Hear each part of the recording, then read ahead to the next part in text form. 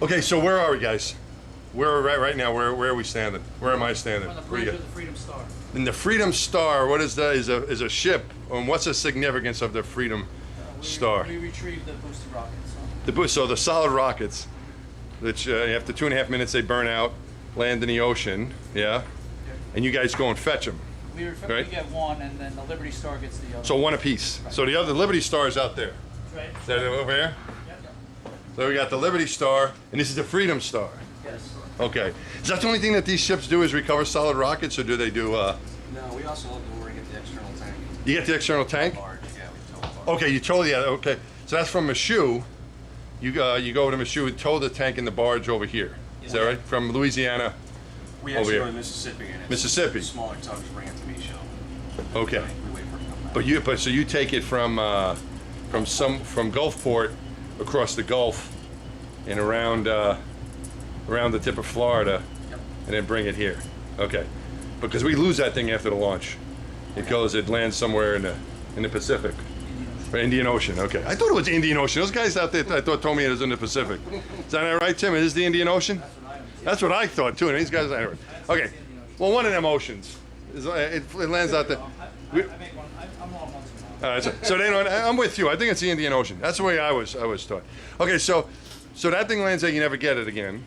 But these solid rockets, you go and you're going to go get these. Now, so it takes you how long? When do you need to be in position? We need to be in on our MSP 2 hours prior to launch. It typically takes us about 20 hours to get there. You said MSP. What's MSP? What does that mean? Mission support position. Mission support. Okay, cool. All right, so you need to be there 2 hours before launch. Yes. And control the box. So the box they give us, we want to make sure there's no ships going through the box, the landing zone, impact zone of the boosters. So we get on station, we look at our radars and make sure there's no vessels that can come in contact with the boosters. All right.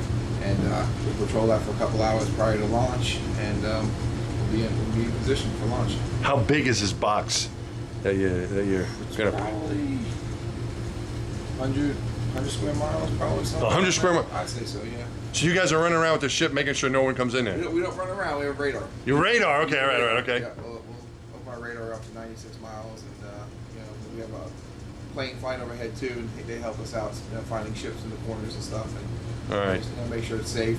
The primary box is probably only 20 square miles. Okay. But the whole box, in case they were to have to make a return to landing site or something like that, Right. it's pretty big. Okay. So you want to make sure no one's in the danger zone of getting hit by a solid rocket, because then they would blame you guys, right? Who are those guys out there, more or less, right? Hey, those guys got hit? Some guy out there fishing. Do you have people there? Usually, you got to scatter out there, or? These guys, they get contacts all the time, and they're constantly there's talking. typically a couple ships we have to get with the Coast Guard, and we can only suggest they change course and direction, speed, or something like that. But Okay. and they're usually willing to work. When you say there's a rocket going to fall out of the sky, they're usually willing to work. I guess their attention. Yeah. It's like, oh, but I'm trying to get this last flounder. Hey, how far away from Florida are you when you recover those things? 125 100. miles off the coast of Jacksonville. Okay. That's where you'll be. That's where you pick those things up, and you bring them back here. Yes. All right. And then from here they get loaded onto something else that takes them by train up to somewhere, or what happens? They disassemble them here. All right. And we keep the forward skirts and the aft skirts. We refurb them here in Florida locally. Oh, okay. And then the segments themselves will get put on a train and shipped to Utah to be refurbished. To be packed again. What's going on back here? It's a throttle. Looks like a throttle. It's the aft console. It's, Aft console. Any kind of operations we do, divers in the water or retrieving or anything, this is where we would operate the vessel from. All right. Overlooking the back deck. So you can look at the back deck and watch the work being Oh, done cool. on the back deck. All the work gets done back there. It's safe. Oh wow! Look at that. So what are these control? What's the joystick for? Is that This is your throttle for your stern thruster. All right. Your bow thruster here. Okay. This is a full DP system right here. Basically the same thing you have on the forward console is back here. All right. This is your props, your lift system for your props, your main engines. And then you have a tiller instead of a wheel here Okay. for your rudders. And pretty much you can do anything you can do from up there, you can do it back here Okay. at any time. Alrighty. All right, guys. Well, I don't want to keep. It's getting late here. You guys are staying overtime, without pay, I assume. Huh? Yeah. See? See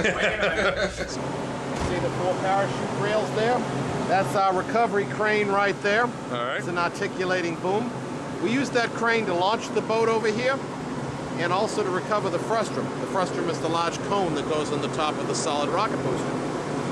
Those two devices on the port quarter over there are called diver-operated plugs, or EDOPs. Our divers are going to take those down to a depth of over 100 feet, position them under the booster. The booster is going to be in a vertical manner with the aft skirt open to the ocean. They're going to stick one of those plugs into the open nozzle. We're going to connect an air hose from this hose reel over here. We're going to pump all the water out of that booster. It's going to rise up out of the water, fall over on its side.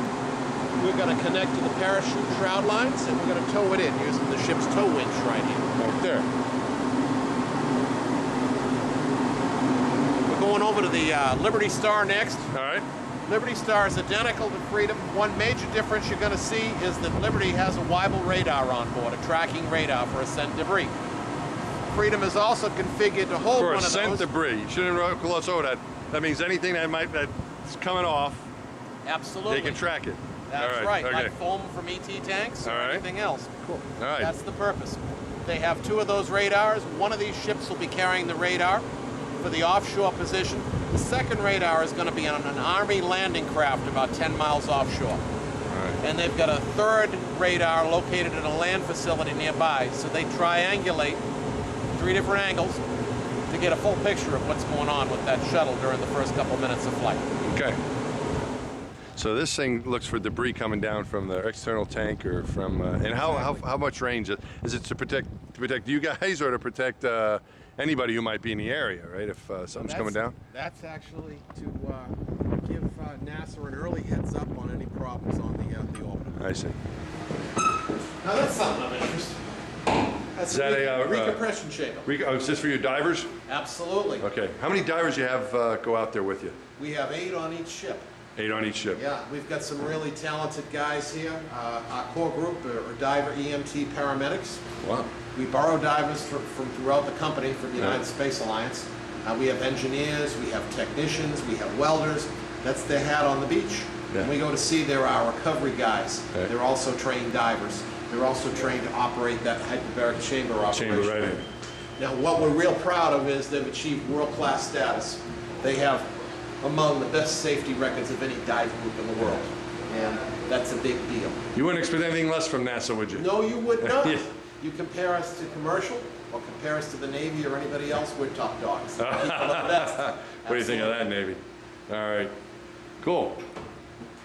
But it's just amazing, Navy, you know, all the different disciplines that come into the space program. You know, it's not just a bunch of aerospace guys. You know, it's No, it isn't. yeah. A lot of professional mariners here, and Yeah. technicians.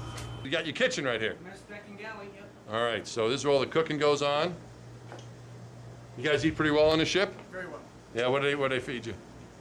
What's a typical dinner? You ever get a burger? You can get burgers, steaks, pork chops, got it all. Regular food. Yep. Regular food. Regular food. All right. It's like a nice place to hang out down here. Good place. Very comfortable. Very comfortable. All right. Well, thanks, Bill. Good luck with whatever you're studying there. What is that stuff? Appreciate it. What do you got? Are you working on something? You going to school? Managerial accounting, Managerial accounting? not fun at all. Not fun. That's all right. Just get through the class. The fun comes later. Yeah. School isn't necessarily fun. Yep. Hear that, kids? School isn't necessarily fun. But it should be fun. And the teachers will kill me. But it's better way afterwards. It'll get better, yeah. All right, well, good luck. Appreciate All it. right, man. All right. Watch your step. All right.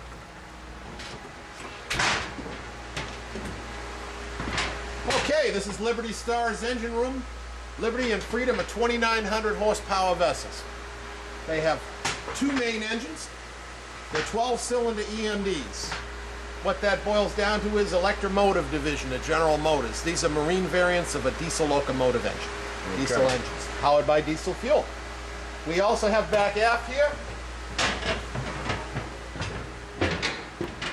2 generators. They provide our electricity when we're at sea. They're 871 Detroit diesels. They'd be equivalent to a large truck engine. It's a big engine. Yeah, You it got is. two of And those it's guys? noisy down here. Okay, it gets to 120 degrees and 120 decibels down here in the Gosh. summertime. It's a miserable place. So this is an automated engine room. The So you don't- engineers make routine rounds.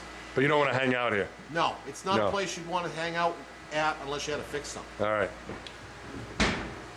We've got all kinds of air compressors on board. Now this doesn't look like anything fancy, but this is actually pretty cool. This is one of the biggest air compressors you'll ever see. This produces the high volume, low pressure air that we pump into the solid rocket booster. That booster may only be about 4 psi by the time we get the air out of here and through a 1,200-foot hose and the diver operated plug into the booster, but it's enough to float that thing. Okay, so you want to get air inside of it to make it buoyant is the idea. Right, Right. and to eject the water out through the plugs. Ah, okay. All So you right. put- So excellent. again, that booster 30 foot above the water, 100 foot below the water. Our divers have plugged it. We've connected the air hose. We start blowing through this compressor. She rises up out of the water. Timber over. Continue pumping. Get the rest of the water out, and we tow that sucker in. That's cool. Engineer's workshop. Stuff breaks. This is where they come to fix it. They got everything from lathes to every tool imaginable to keep things